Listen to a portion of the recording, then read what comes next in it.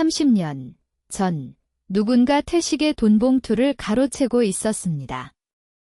그것도 단 한 번이 아니라 30년 동안. 자갈치 시장의 새벽은 언제나 비린내로 시작되었지요. 찬 바닷바람이 좌판 천막을 들썩이고 갈매기 울음이 파도 소리에 섞이는 그 시간. 황복남은 이미 일을 시작하고 있었답니다. 새벽 4시 아직 먹물 같은 어둠이 깔린 자갈치 시장에서 복남의 고무장갑 낀 손은 쉬지 않았습니다. 도미를 손질하고 갈치를 줄 세우고 전어를 광주리에 담으면서 복남의 입에서 는 하얀 입김이 피어올랐지요. 28년 이 자리에서 28년을 그렇게 살아온 여자였습니다. 그런데 그날 아침 복남의 손이 잠깐 멈추었답니다. 아들 정수가 새벽같이 달려왔기 때문이었지요. 평소에는 전화 한 통 먼저 넣고 오던 아이가 그날은 숨도 안 돌리고 달려왔거든요.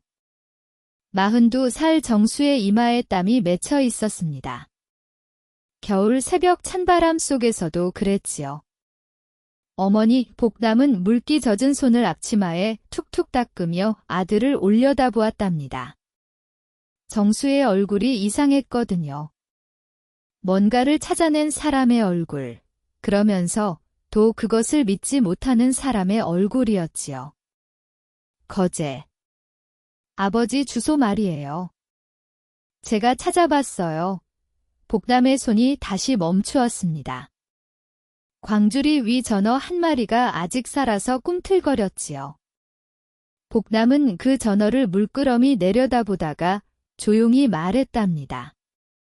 어디 가서 얘기하자. 시장 안쪽 국밥집이었습니다. 아침 5시에 이미 순댓국 끓이는 냄새가 진동하던 그 집 복남과 정수는 마주 앉았지요. 아들이 꺼낸 것은 낡은 등기부 서류 사본이었습니다. 거제시 장목면 농소리. 이 주소로 아버지가 30년 동안 주소지를 유지했어요.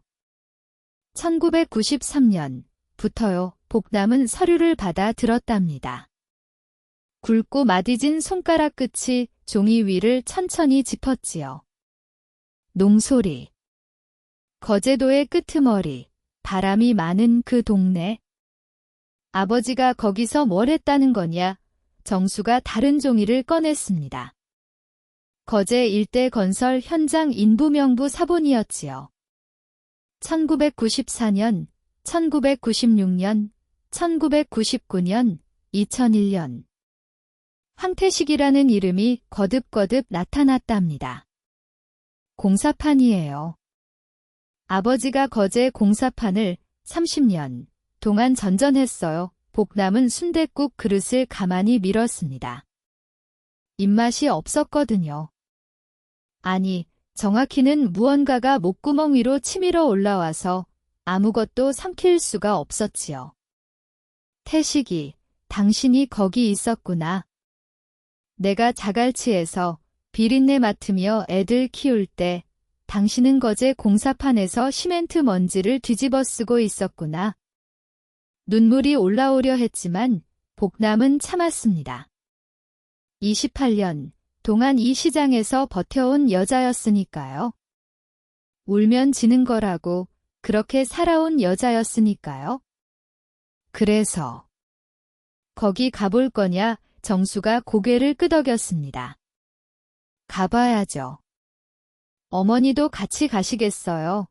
복남은 잠시 창밖을 보았습니다. 자갈치 새벽 하늘이 조금씩 밝아오고 있었지요. 갈매기 한 마리가 어시장 지붕 위를 가로지르며 울었습니다. 복남은 조용히 말했답니다. 나는 장사 마치고 간다. 너 먼저 가거라. 그 말 뒤로 잠시 국밥집 안이 조용해졌지요. 찌개 끓는 소리, 먼 데서 생선 괴짝 부리는 소리만 들렸습니다. 복남은 그 소리들 사이에서 생각했어요. 태식이 거기서 뭘 모으고 있었던 거냐고. 과연 그 공사판에서 태식이 숨겨온 것은 무엇이었을까요? 정수가 거제시 장목면 농소리에 닿은 건 이튿날 오전이었습니다. 버스를 2번 갈아타고 섬과 육지를 잇는 거가대교 위를 건너는 동안 창밖으로 겨울바다가 펼쳐졌지요. 낯빛. 바다 위에 조각구름이 낮게 깔렸습니다. 멀리 거제 앞바다의 섬들이 안개 속에 잠겨 있었지요. 정수가 찾아간 곳은 낡은 슬레이트 지붕 아래 작은 주택이었습니다. 이미 비어있는 집이었지요. 마당에는 자풀이 허리춤까지 자라 있었고 녹슨 대문이 반쯤 열린 채 바람에 끼익 소리를 냈습니다. 정수는 그 안으로 들어갔어요. 집 안은 텅 비어 있었습니다. 하지만 마루 한켠에 오래된 나무 괴짝이 하나 남아 있었지요. 정수가 뚜껑을 열었을 때 먼지 냄새와 함께 오래된 종이 냄새가 올라왔답니다. 그 안에 있던 것은 봉투였습니다. 흰 봉투, 노란 봉투, 갈색 봉투. 크기도 두께도 제각각이었지만 하나같이 앞면에 같은 글씨로 받는 사람이 적혀 있었지요. 황복남. 정수는 그 자리에 주저앉았습니다. 두 무릎이 마룻바닥에 닿는 소리가 빈집 안에 울렸지요. 정수는 손을 뻗어 봉투 하나를 집었습니다. 열어보니 안에는 5만 원짜리 지폐 뭉치가 들어 있었지요. 얼마나 오래된 것인지 지폐가 바스락거리며 뻣뻣했습니다. 또 다른 봉투를 열었습니다. 역시 돈이었지요. 다시 또 하나, 또 돈이었습니다. 봉투가 모두 몇 개였을까요? 정수가 하나하나 꺼내어 세어보니 32개였습니다.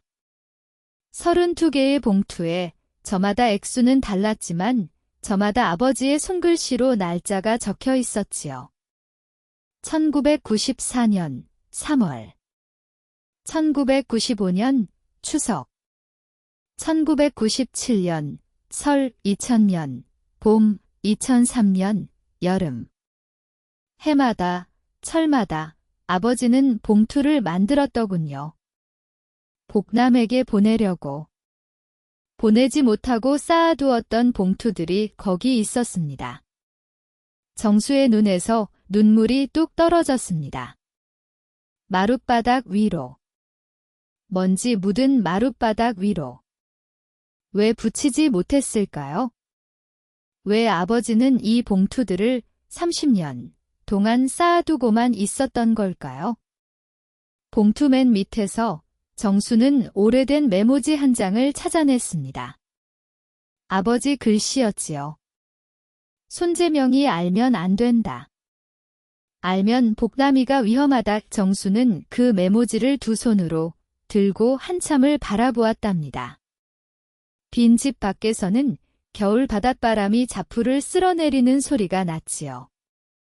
그 소리가 마치 오래된 울음 같았습니다. 손재명. 그 이름이 다시 나왔습니다. 정수는 바로 전화기를 꺼내 들었습니다. 어머니에게 전화를 했지요.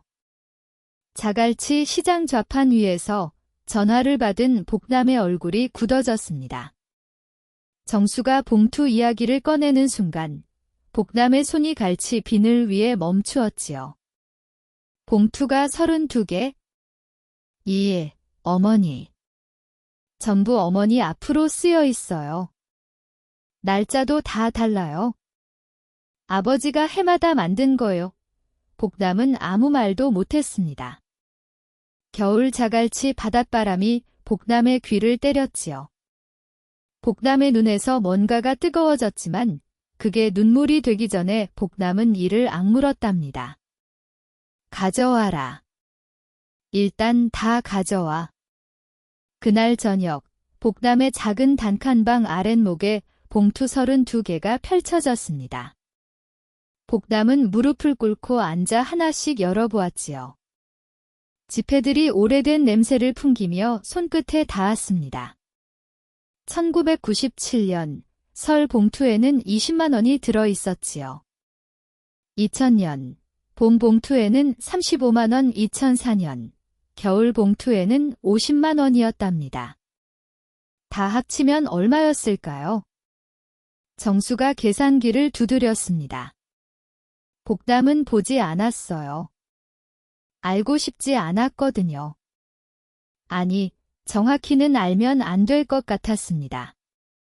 알면 더 무너질 것 같아서. 1,400만 원이에요. 어머니 조용했습니다. 정수의 목소리가 가라앉아 있었지요. 복남도 아무 말이 없었습니다. 1,400만 원 공사판 인부가 30년 동안 한 푼 두 푼 모은 돈 보내지도 못하고 그렇다고 쓰지도 못하고 그냥 봉투에 넣어만 두었던 돈. 복남의 손이 마지막 봉투 위에 얹혔습니다. 그 봉투는 다른 봉투들보다 훨씬 두꺼웠지요. 겉에 날짜가 없었습니다. 대신 이런 글씨가 쓰여 있었어요. 마지막으로 보내는 돈이다. 부탁한다. 복남은 그 봉투를 차마 열지 못했습니다. 두 손으로 꼭 쥔 채 그냥 가슴에 안았지요. 바깥에서는 자갈치 항구의 파도 소리가 들렸답니다. 깊은 밤의 파도 소리가. 과연 그 봉투는 복남에게 닿았어야 할 것이었을까요? 30년 동안 닿지 못한 그 돈이 진짜로 복남의 손에 처음 들어온 건 언제였을까요? 그 의문이 다음 날 아침 풀렸습니다. 그리고 풀린 그 순간이 가장 무서웠지요. 정수는 아버지 편지 묶음을 다시 펼쳤습니다. 거제 봉투들에 적힌 날짜와 편지 날짜를 하나씩 맞춰봤지요. 그러다가 정수의 손이 딱 멈추었습니다. 1993년 12월. 아버지 편지에 이런 구절이 있었거든요. 재명이가 대신 전해주겠다고 했다. 내가 직접 보내면 복남이가 받지 않는다고. 내가 전해주겠다고. 믿어도 되는지 모르겠다. 하지만 다른 방법이 없다. 그리고 바로 그 시기 1993년 12월 손재명이 복남을 찾아온 적이 있었습니다. 복남은 그 기억을 들여다보았지요. 20몇 해 전 겨울.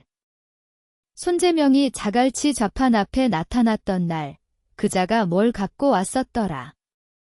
복남의 가슴이 서늘해지기 시작했습니다. 손끝이 차가워졌지요. 아랫목 방바닥이 따뜻한데도 복남의 등줄기에는 찬물이 흐르는 것 같았답니다. 손재명이 갖고 온 것, 그것은 봉투였습니다. 흰 봉투였지요. 그 안에 돈이 들어 있었어요.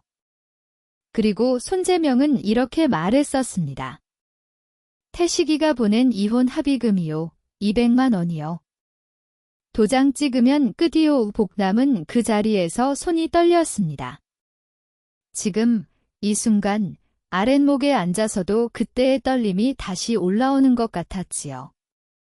200만 원. 그때 돈으로 200만 원. 복남은 그 돈을 받았습니다. 받으면서 울었지요. 태식이가 돈으로 나를 버렸구나. 그 생각에. 그리고 다시는 태식의 이름을 입에 올리지 않겠다고 결심했었습니다. 그런데 정수가 아버지 편지의 다른 구절을 읽었습니다. 목소리가 조금 흔들렸지요. 복남이한테 내가 직접 보내고 싶었는데 재명이가 막는다. 200만 원 전부 다 전해달라고 부탁했다. 정수가 편지를 내려놓았습니다. 아무도 말이 없었지요. 복남은 눈을 감았습니다. 그 200만 원이 태식이가 보낸 돈이었구나. 이혼 합의금이 아니라 공사판에서 모은 돈이었구나.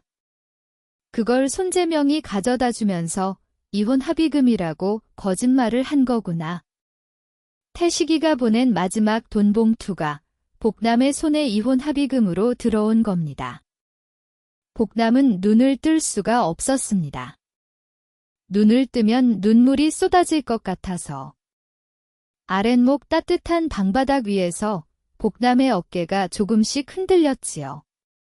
28년 자갈치 시장에서 한 번도 무너지지 않았던 여자의 어깨가. 그리고 정수가 조용히 말했답니다. 손재명 씨, 제가 찾아가겠습니다. 손재명이라는 사람을 찾는 것은 어렵지 않았습니다. 부산 해운대구 우동에 자기 이름을 내건 건설회사를 차리고 50층짜리 고층 건물 꼭대기 사무실에 앉아 있는 사람이었으니까요. 정수가 전화를 했을 때 손재명의 비서가 받았지요. 어떤 용건으로 연락하셨나요? 정수가 말했습니다. 황태식 씨 아들이라고 전해주세요. 잠시 기다리는 동안 정수의 귀에 먼 데서 통화 소리가 잠깐 들렸다가 멈췄지요. 그리고 비서가 다시 나왔습니다. 모레 오전 10시로 잡아드리겠습니다. 사흘 뒤 부산 해운대. 정수는 해운대 마린시티 42층 사무실 엘리베이터에서 내렸습니다. 유리창 밖으로 광안대교가 보이는 그 사무실에 손재명이 앉아 있었지요. 70 중반의 노인이었지만 기름 바른 새까만 머리카락과 맞춤 양복이 나이를 지우려 애쓰고 있었습니다. 두꺼운 목에 금빛 넥타이핀이 번쩍였지요. 손재명은 정수를 보고 천천히 일어서며 손을 내밀었답니다. 오, 태식이 아들. 많이 컸구먼. 어디 봐, 태식이랑 눈이 닮았네. 그려 정수는 그 손을 잡지 않았습니다. 바로 여쭤볼게요. 정수가 가방에서 서류들을 꺼냈지요. 아버지 편지 사본, 거제 공사판 명부, 봉투에서 나온 날짜 메모. 손재명의 눈이 그것들을 훑었습니다. 손재명의 얼굴에서 처음으로 미소가 사라졌지요. 1993년 12월 어머니한테 200만 원을 이혼 합의금이라고 가져다 주셨죠. 그런데 그 돈은 아버지가 어머니한테 보내달라고 부탁한 돈이었습니다. 아버지 편지에 나와 있어요. 손재명은 잠시 정수를 바라보았습니다. 그리고 천천히 가죽 소파에 앉았지요. 커피잔을 들어 한 모금 마시고 창밖 광안대교를 바라보다가 조용히 웃었습니다. 비웃음이었습니다. 얘야. 세상 일이 그렇게 간단하지 않아. 손재명이 책상 서랍을 열었습니다. 그 안에서 두꺼운 서류철 하나를 꺼냈지요. 표지에는 황태식 합의서라고 쓰여 있었습니다. 손재명이 그것을 정수 앞에 펼쳤지요. 거기에는 태식의 도장이 찍혀 있었습니다. 1992년 11월 날짜로. 내용은 이러했지요. 본인 황태식은 손재명과의 동업관계에서 발생한 모든 채무를 인정하며 이에 대한 이의를 제기하지 않을 것을 확인한다. 또한 본인의 자발적 의사로 사업에서 탈퇴하며 향후 사업 관련 어떠한 청구도 하지 않을 것에 동의한다. 정수는 그 서류를 들여다보았습니다. 아버지 도장이 맞는 것 같았지요. 글씨 모양도 그럴듯해 보였습니다. 태식이가 먼저 도망간 거야? 사업자금 3억을 가져가고 말이지. 내가 뒤처리를 다 해줬어. 그 빚을 내가 다 갚아줬고. 내가 아니었으면 태식이 마누라가 어떻게 됐을지 알아? 빚쟁이들한테 집까지 뺏겼을 거야. 손재명의 목소리는 차분했습니다. 오랫동안 준비해둔 말처럼 물 흐르듯 나왔지요. 정수는 말이 없었습니다. 두 손이 서류 위에 얹어 있었고 그 손이 조금씩 떨리고 있었지요. 그리고 하나 더 손재명이 서류를 한 장 더 넘겼습니다. 내가 이걸로 나한테 뭔가 할 수 있다고 생각하면 착각이야. 이 합의서가 있는 한 태식이는 도망친 사람이야. 공사판 인부로 숨어 산 사람이야. 내가 잘못한 게 뭐가 있어? 정수는 그 자리에서 일어났습니다. 서류를 내려놓고 가방을 들었지요. 손재명을 바라보았습니다. 그 합의서요. 응. 아버지 도장이 찍혀 있는데 아버지 필체로 서명이 없네요. 손재명의 눈이 가늘어졌습니다. 정수가 계속 말했지요. 아버지는 도장 찍을 때 반드시 서명을 같이 했어요. 어머니가 그러시더군요. 도장만 있는 건 아버지 서류가 아니라고 정수가 사무실 문을 향해 걸었습니다. 손재명이 뒤에서 소리를 높였지요. 잠깐만 정수는 멈추지 않았습니다. 다음에 만날 때는 변호사와 함께 오겠습니다. 엘리베이터가 닫히는 순간 정수는 눈을 감았습니다. 42층이 내려가기 시작하는 동안 정수의 눈꺼풀 뒤에서 뭔가 뜨거운 것이 고였지요. 아버지가 이 높은 건물에서 저 인간과 마주섰을 때 얼마나 무서웠을까? 공사판 먼지를 뒤집어 쓴 몸으로 얼마나 작아졌을까? 엘리베이터가 1층에 닿았습니다. 문이 열리며 해운대의 겨울바람이 들어왔지요. 정수는 그날 저녁 복남에게 전화했습니다. 복남은 자갈치 시장 좌판을 정리하다가 전화를 받았지요. 정수의 목소리를 듣는 순간 복남은 모든 걸 알았습니다. 아들의 목소리가 그것을 말하고 있었거든요. 정수는 손재명이 꺼낸 위조 서류 이야기를 했습니다. 아버지가 도망쳤다는 그 거짓 합의서 이야기를.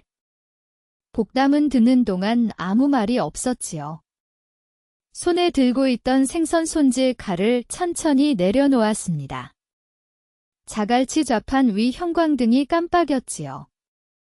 12월, 밤바람이 천막 끝을 들추었습니다. 어머니, 저 어떻게 해야 할지 모르겠어요. 증거를 찾아야 하는데, 그 합의서가 위조라는 걸 증명해야 하는데 정수의 목소리가 무너질 것 같았습니다. 복남은 눈을 감았지요. 태식이, 당신 이름으로 만들어진 가짜 서류가 있구나. 그 서류 때문에 당신이 30년 동안 도망친 사람으로 살아야 했구나. 봉투에 돈을 모으면서도 직접 보내지도 못하고. 거제 공사판 먼지 속에서 복남이 눈을 떴습니다. 정수야. 예, 어머니. 그 사람 손재명이 1993년 나한테 왔을 때 뭘 했는지 아나. 예, 복남이 말을 잠깐 멈추었습니다. 그리고 웃었다. 그놈이 웃었어. 봉투 내밀면서 이혼 합의금이요 이러면서 씩 웃었거든. 정수는 아무 말도 못했습니다. 그때 내가 그 봉투를 그냥 던져버렸어야 했는데 그 웃음이 이상하다고 생각했는데 돈이 급해서 애들 학비가 급해서 그냥 받았어. 복남의 목소리가 낮아졌습니다. 태식이가 보낸 돈인 줄도 모르고 받았어. 이혼당한 줄 알고 받았어. 이 어미가 그 말이 끝나는 순간 전화기 너머로 정수가 숨을 삼키는 소리가 들렸습니다. 복남은 더 이상 말을 잇지 않았지요. 자갈치 항구에 밤 파도가 쳤습니다. 형광등 아래 생선들이 빛을 받아 은빛으로 번쩍였지요. 복남의 눈에서 눈물 한 줄기가 흘러내렸습니다. 고무장갑을 낀 손등으로 닦았지요. 비린내가 나는 손으로. 정수야. 증거 찾아라. 반드시 찾아라. 예. 그리고 그놈 무릎 꿇게 해라.에 정수가 대답했습니다. 목이 메었지만 꼭 그렇게 하겠습니다. 어머니, 전화가 끊겼습니다. 복남은 전화기를 좌판 위에 내려놓았지요. 그리고 하늘을 올려다보았습니다. 부산 자갈치 위로 12월 밤하늘이 열려 있었지요. 별은 없었습니다. 구름이 덮여 있었거든요. 태식이, 당신이 거기 있는 거지? 거제 공사판 먼지 속에, 봉투 32개 속에, 붙이지 못한 그 돈봉투들 속에. 복남은 눈을 감았습니다. 그리고 오래오래 그 자리에 서 있었지요. 자갈치 밤바람이 복남의 흰머리를 흔들었습니다. 어디선가 파도가 왔다가 돌아갔습니다. 그날 밤, 정수는 거제 봉투들을 다시 하나씩 들여다보았습니다. 날짜를 맞추고 편지와 대조하고 혼자 부산 자기 원룸 책상 앞에 앉아 새벽 2시가 지나도록. 그러다가 맨 마지막 봉투. 날짜 없이 마지막으로 보내는 돈이다라고 쓰인 그 봉투 안에서 정수는 종이 한 장을 더 발견했습니다. 돈과 함께 접혀있던 종이 아버지 손글씨였지요. 복남아. 거제 요양원에 내 일기장이 있다. 방번호는 12호. 서랍 제일 아래 칸. 거기에 전부 적어뒀다. 내가 이 봉투를 열어봤다면 이제 다 찾아봐라. 내가 도망간 게 아니라는 것, 재명이가 어떻게 했는지. 전부 거기 있다. 정수는 그 종이를 들고 한동안 움직이지 못했습니다. 거제 요양원. 방번호 12호. 서랍 제일 아래 칸. 아버지가 살아있을 때 이걸 여기다 넣어둔 거구나. 누군가 찾을 것을 믿고, 복남이 찾을 것을 믿고, 아니면 정수가 찾을 것을 믿고. 정수는 떨리는 손으로 전화기를 들려고 했습니다. 그 순간 전화기가 먼저 울렸습니다. 화면에 뜬 번호는 낯선 것이었지요. 지역번호 055, 경남 지역이었습니다. 정수는 전화를 받았지요. 여보세요. 수화기 너머에서 조심스러운 여자 목소리가 들렸습니다. 황정수 씨 맞으세요? 거제 남부 요양원입니다. 황태식 씨가 남기신 일기장을 찾으셨나요? 정수의 손이 굳었습니다. 방 안이 조용했지요. 책상 위 봉투들이 형광등 아래 하얗게 빛났습니다. 아버지가 남겨둔 것이 아직 있었습니다. 그것이 무엇인지는 다음 이야기가 시작되어야 알 수 있겠지요. 이 이야기가 마음에 닿으셨다면 잊지 말고 구독 눌러주세요. 다음 편도 함께 해주시는 여러분이 있어 이 이야기를 이어갈 수 있답니다. 다음 편에서는 거제 요양원에서 발견된 태식의 일기장이 등장합니다. 1992년부터 날짜별로 빼곡히 적힌 그 일기장 속에는 30년간 아무도 몰랐던 진실이 담겨 있었지요. 손재명이 어떻게 사업자금 3억을 가로챘는지, 태식이 왜 복남 곁을 떠날 수밖에 없었는지, 그 모든 것이 태식의 손글씨로 남아 있었습니다. 그리고 그 일기장의 마지막 장에는 복남에게 전하지 못한 단 한마디가 적혀 있었지요. 다음 편 일기장이 말하다에서 뵙겠습니다.